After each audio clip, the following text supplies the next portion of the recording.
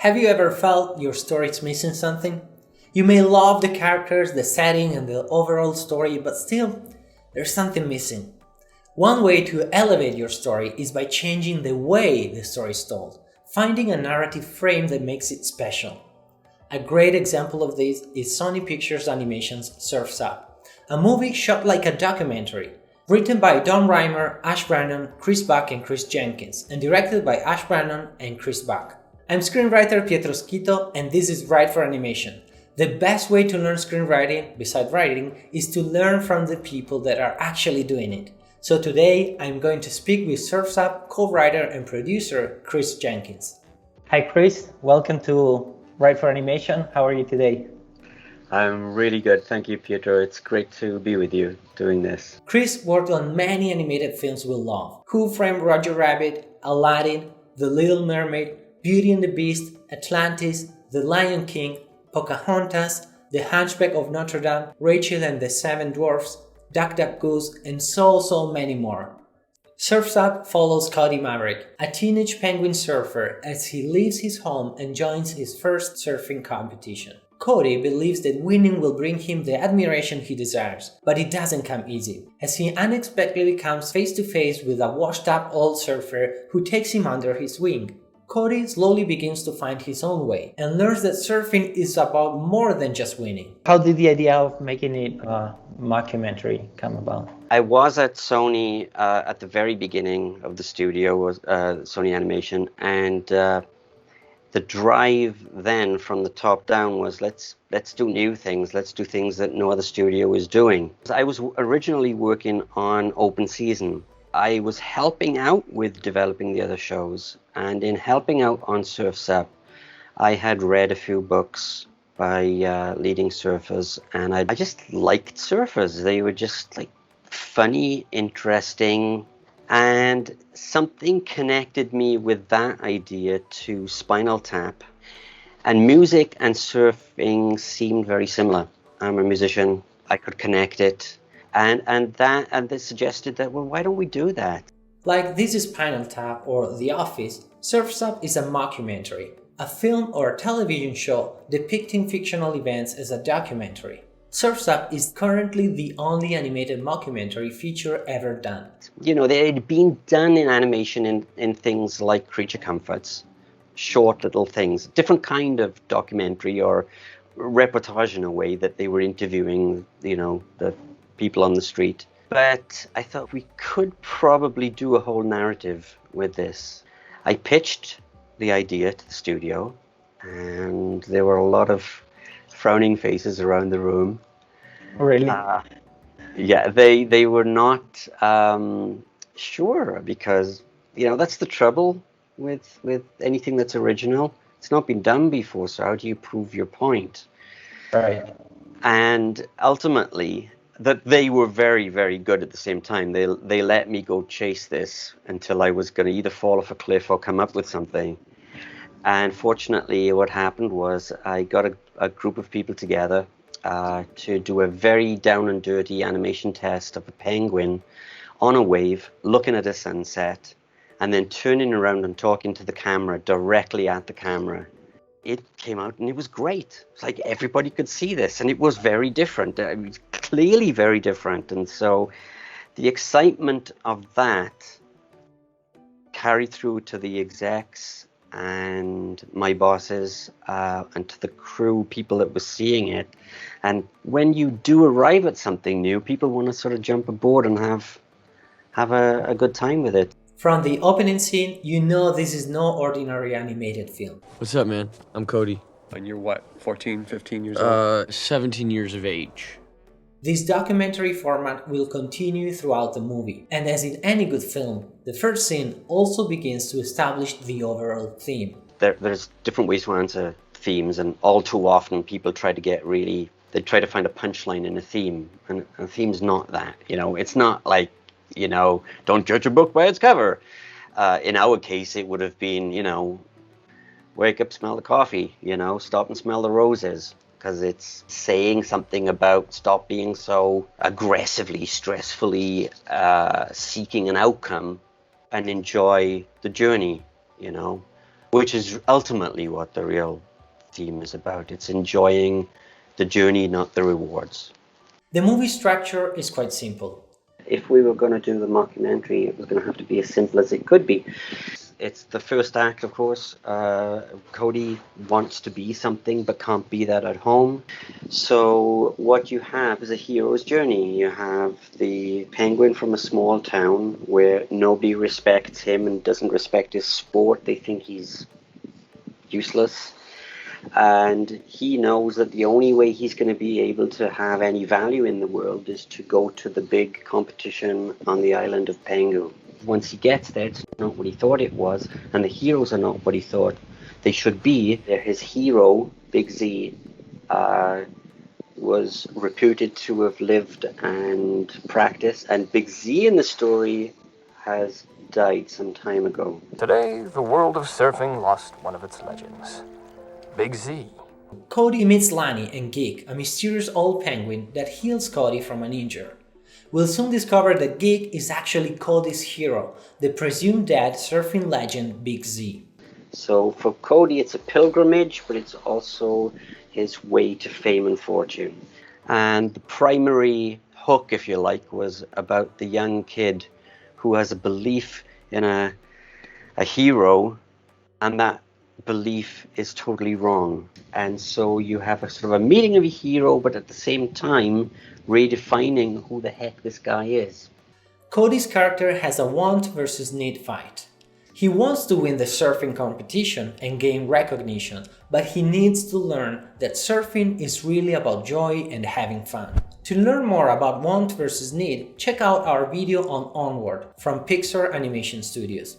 Big Z helps him out and teaches him about the fun of surfing, but Cody is still stuck into wanting to win the competition, and he ends up fighting with Big Z. I got 3 days until the contest. I don't have time for fun.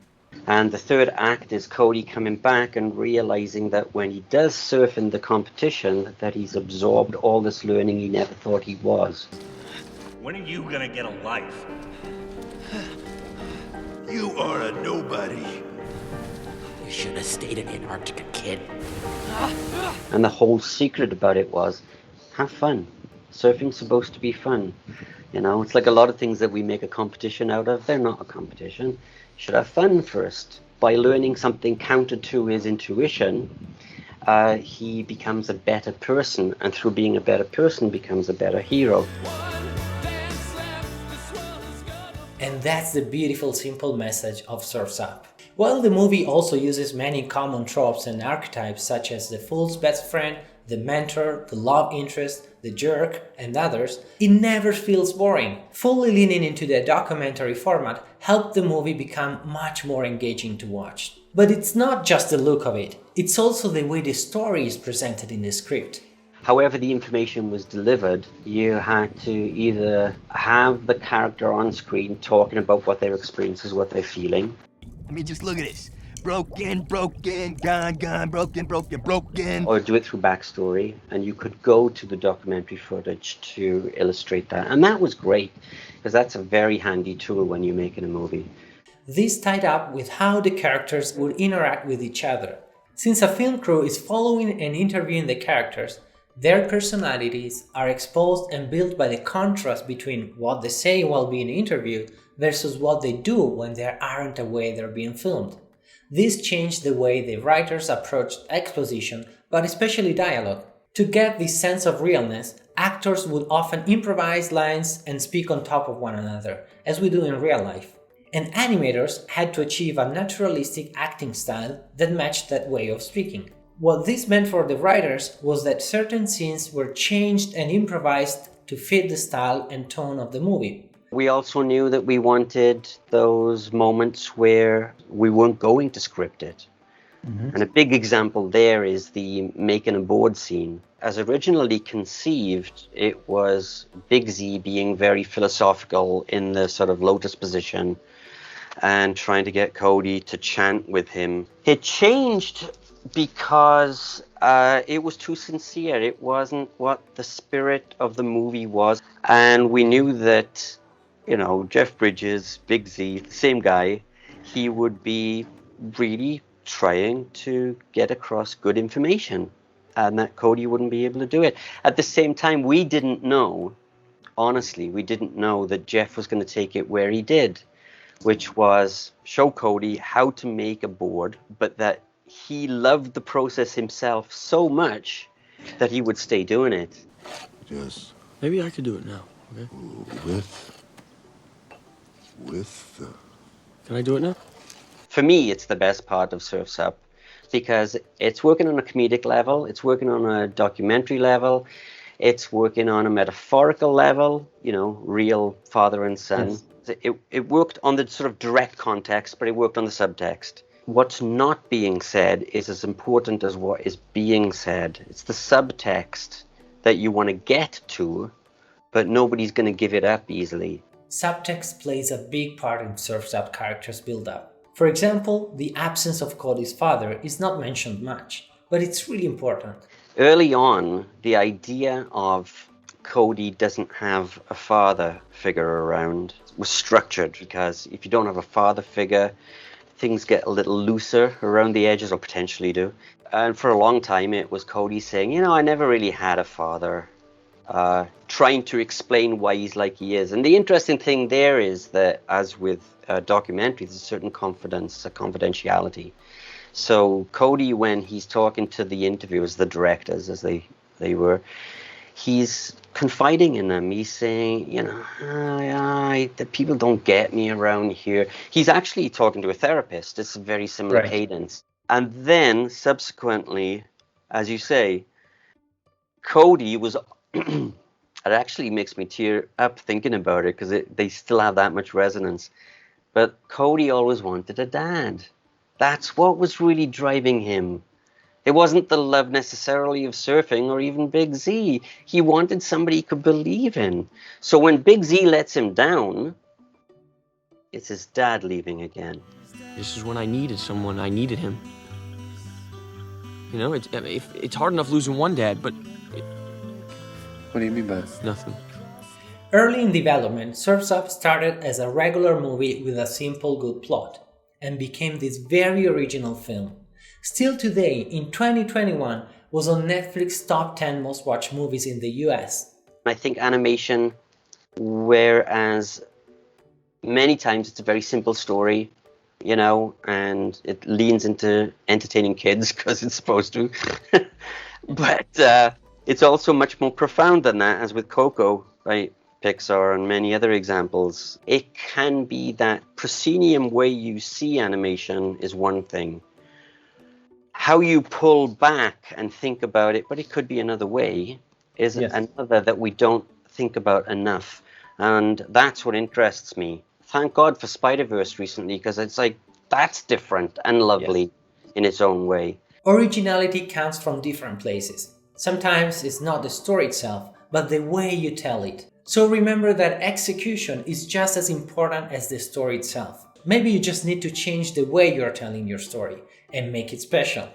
It's a love for an experience. Keep loving it, keep enjoying it. Make sure when you sit down in the morning, you're not struggling for an outcome. You know that you want to hit that goal, whether it's getting paid or getting to a vacation. But when you're in that zone and you're writing, fall in love with your story and your characters. There are lots of ways to change how a certain story is told. Changing the point of view, having a framing device that is telling a story within a story, maybe changing the genre of the story, adding a narrator chiming in. I'd like to thank Chris Jenkins for spending some time with us and sharing what he's learned in his career. And if you're struggling with your story, I'd love to help. Shoot me an email to pietro@writeforanimation.com. I read all of them and I'll do my best to answer you. Again, thank you so much, Chris. Thank you for watching. Please like and subscribe, and I'll see you in the next video. Go write something great.